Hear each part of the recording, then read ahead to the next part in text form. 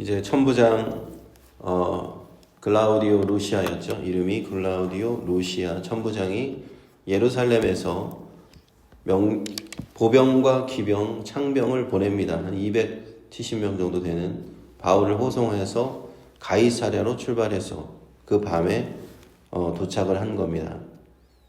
그런데 이제 굳이 예루살렘을 한 중간쯤 벗어났을 때는 다 갈 필요가 없으니까 절반 정도 갔을 때는 보병은 돌아가고 나머지를 이제 기병이 호송해서 갔다라는 것이죠. 가이사랴에 도착해 보니까 편지를 주었죠. 천부장의 편지를 벨리스 총독에게 주니까 총독이 물어봅니다. 너는 어느 영지 사람이냐? 이렇게 질문을 해요. 그 질문을 한 이유가 있습니다. 왜냐하면 당시에 로마가 이렇게 지역마다 나누어져 있고 그 영지마다 다스리는 사람이 달라요. 그러다 보니까 만약에 내가 관할하는 지역이 아니면 다른 데로 보내려고 물어보는 거예요. 벨리스 총독이 근데 길리기아 다소라고 얘기를 하니까 로마 그 지방이 맞아요. 거긴 길리기아는 프로빈스라고 하는데 그 지방 로마 사람이기 때문에 그러면 내 영지가 맞구나 라고 하면서 이제 사람들이 오면 재판을 하자 그러면서 헤롯 궁에서 그를 지키라고 한 겁니다. 헤롯 궁이라고 하는 이 궁이 참 호화로운 궁전이었다고 합니다. 옛날에 헤롯 대왕이 지었기 때문에 헤롯 궁전이라는 표현을 쓰고 있고 그때 당시에 총독의 관저로 쓰이고 있었던 그런 곳이 이제 가이사랴에 있는 헤롯 궁전이었습니다. 이 벨릭스 총독이 누구냐 하면요. 굉장히 로마에서 역사책에 기록되어 있습니다. 역사책에 기록되어 있는 역사적인 인물인데 그의 이제 풀 네임은 뭐였냐면 마르쿠스 안토니우스 벨릭스라고 하는 이 긴 풀 네임을 갖고 있어요. 근데 이 사람의 특징이 뭐냐면 원래는 노예로 출생했던 사람입니다. 그래서 로마 역사에서 유래를 찾기 어려울 정도로 신분이 높아졌어요. 노예로 태어나서 보통 노예로 죽는데 이 사람은 총독까지 올랐단 말이에요. 그래서 엄청난 신분 상승을 했는데 자기 형도 굉장히 큰 신분 상승하면서 같이 신분이 상승한 사람으로 알려져 있습니다. 근데 이제 유대 지방을 몇 년 전부터 다스리면서 그 지방에 대해서 잘 알고 있고 유대 지방에서 그 유대인들이 반란을 자꾸 일으키는 거예요. 유대인들이 그 로마의 압제하에 있으면서 가만히 그냥 조용히 사는 것이 아니라 자꾸만 반란을 일으킵니다. 독립을 하려고. 그때 이 벨리스 총독이 무자비하게 진압을 해요. 유대인들 많이 죽이고. 그래서 유대인들이 그 벨리스 총독을 미워했다는 내용이 역사적으로 기록이 되어 있습니다. 타키투스라고 하는 역사는 그의 역사 히스토리라고 하는 역사에 뭐라고 기록했냐면 이 벨리스 총독은 그는 노예의 마음으로 왕의 권력을 행사했다. 이렇게 기록하고 있는 바로 그 총독이에요. 그렇게 이제 바울을 그 총독 앞에 데리고 갔는데 닷새가 지나자마자 이제 예루살렘에서 사람들이 내려온 겁니다. 그 산헤드린 공회의 그 멤버들이죠. 대제사장 아나니아 몇몇 장로들 그 사람들이 변호사를 대동해서 또 데리고 와요. 더들로라고 하는 이름이 나와 있죠. 1절에 보니까 24장 1절에 한 변사 더들로 이 변호사입니다. 총독 앞으로 내려왔다. 이제 총독 앞에서 이거를 변호를 해야 되니까 전문가를 데려온 거예요. 우리도 지금 재판을 하려면 재판을 잘 할 수 있는 법을 잘 아는 변호사를 쓰잖아요. 변호사를 고용하고 이 사람이 나를 변호를 해 주십시오. 무슨 사건이 있을 때 마찬가지입니다. 여기 변사 더들로를 데리고 와서 그 총독 앞에서 이제 변호를 시키는 겁니다. 그래서 24장 3, 4절을 보면은 변호사답게 유창하게 말을 시작합니다. 벨릭스 각하여 하면서 우리가 막 당신을 힘입어 태평을 누리고 있고 우리가 당신을 괴롭게 않기 위해서 대강 여짜오나니 이런 것들이 당시 변호사들이 서두에 즐겨 했던 그런 말들이라는 겁니다. 그래서 더들로는 이어서 변호사 더들로는 사도 바울에 대해서 고소를 하는데 사도 바울이 어떤 죄를 지었나, 어떤 죄목으로 여기까지 잡혀왔는지를 얘기를 해주는 겁니다. 세 가지 혐의를 고소를 합니다. 첫째는 천하에 퍼진 유대인을 소욕해 하는 자다. 두 번째는 나사렛 이단의 괴수다. 세 번째는 예루살렘 성전을 더럽게 했다. 이제 이것이 세 가지 혐의로 총독에게 고소하는 내용이에요. 변호사가 고소하는 내용입니다.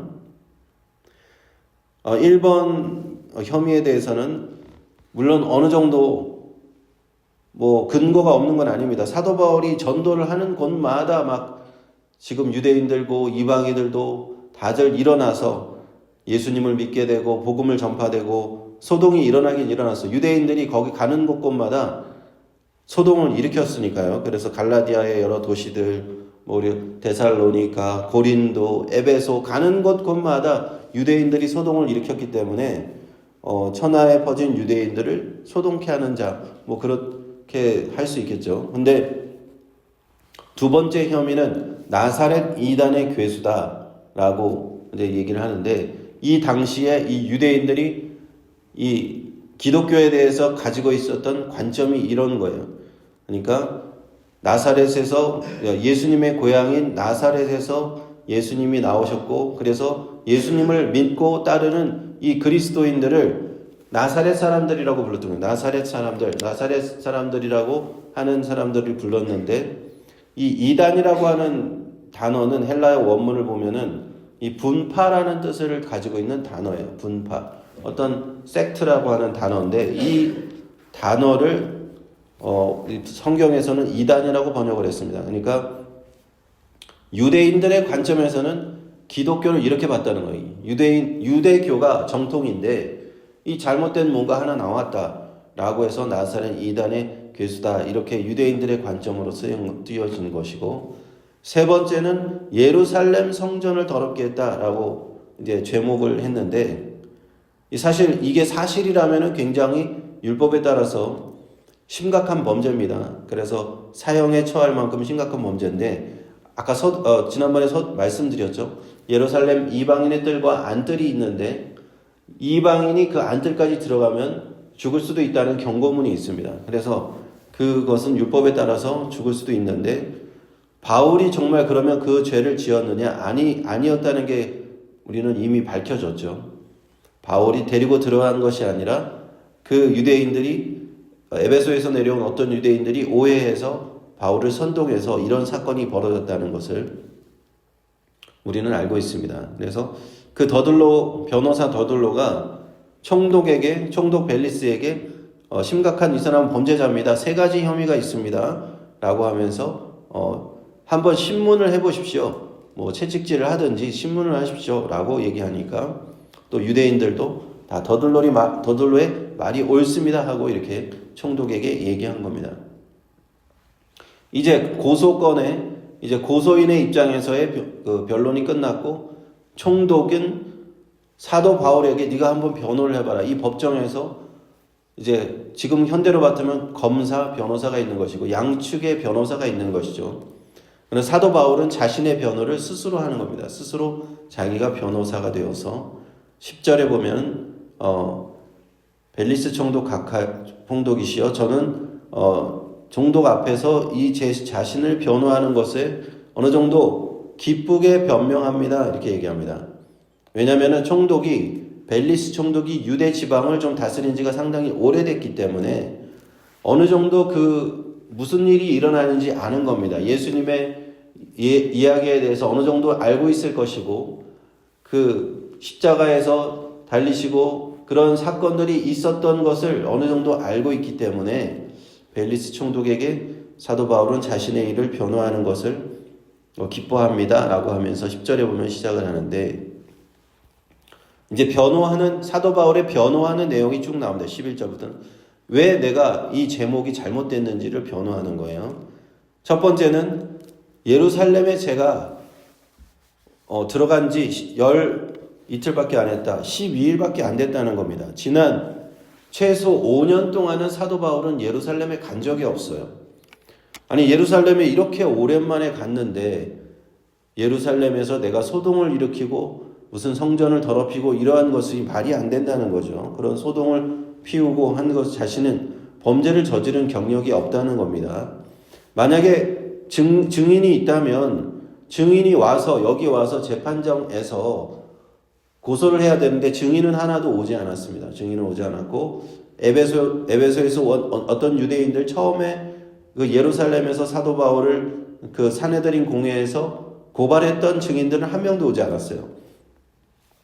그래서 저희들이 만약에 내가 정말 범죄자라면 증인이 와서 얘기해야 되는데 증인이 없다는 거는 그것이 거짓이라는 것을 증명하는 것이다. 사도 바울은 자기를 변호하는 겁니다.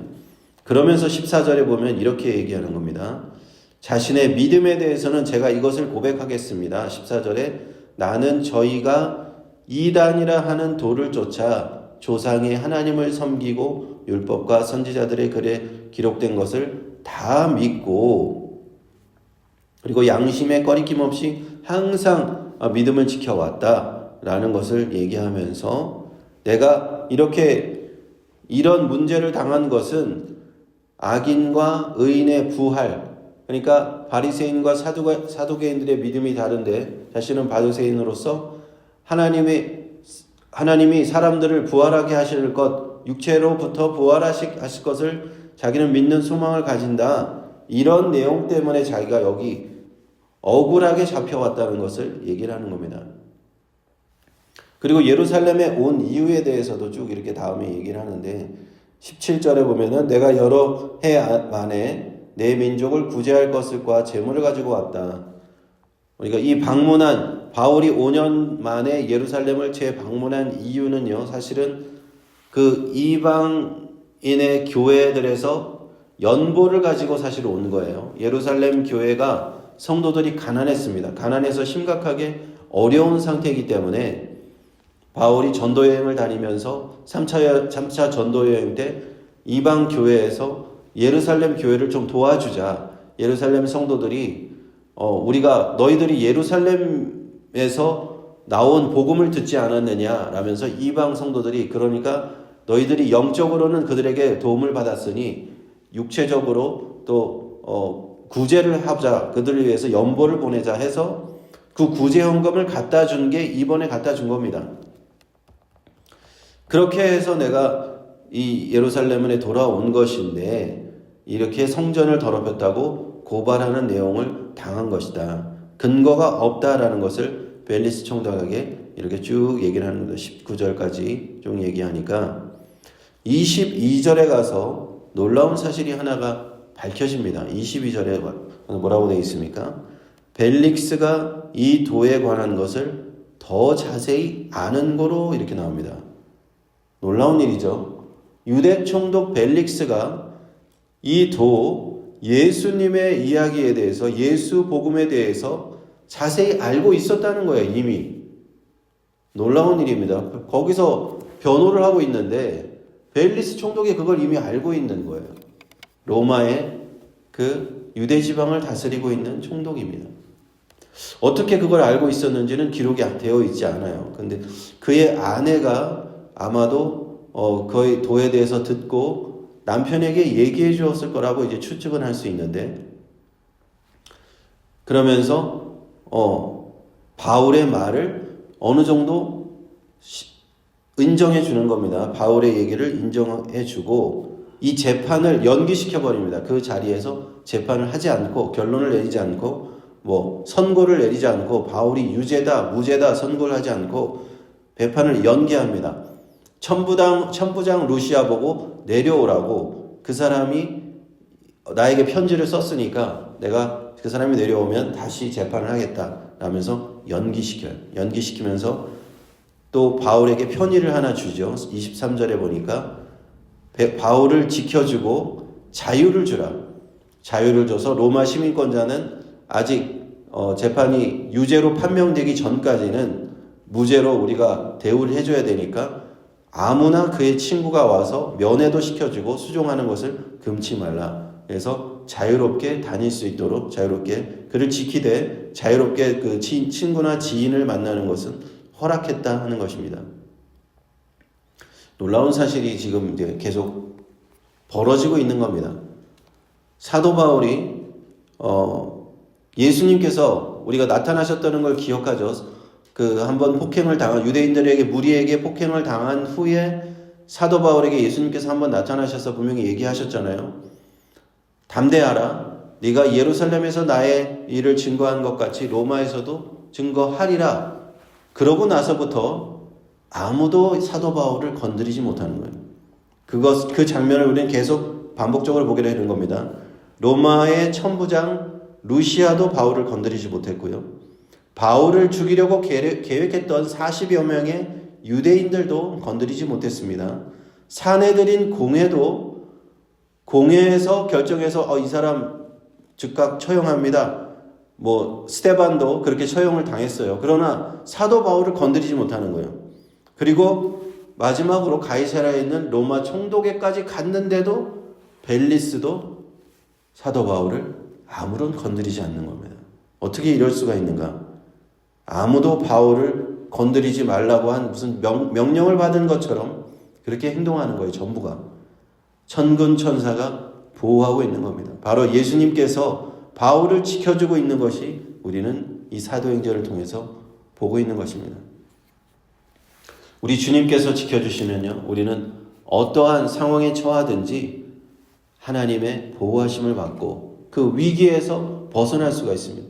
주님의 그 신실한 그 사명을 가지고 신실하게 그 사명을 감당하겠다라고 말하는 사도 바울, 내가 죽기까지 예루살렘에 가서 나는 죽어도 좋다 하고 갔는데 주님께서는 너가 여기서는 아직 죽지 않을 것이다. 너의 사명을 감당하기까지는, 끝내기까지는 너의 생명은 내가 보존할 것이다. 주님께서 딱 말씀하시니까 아무도 그 사람을 건드릴 수가 없었다는 겁니다.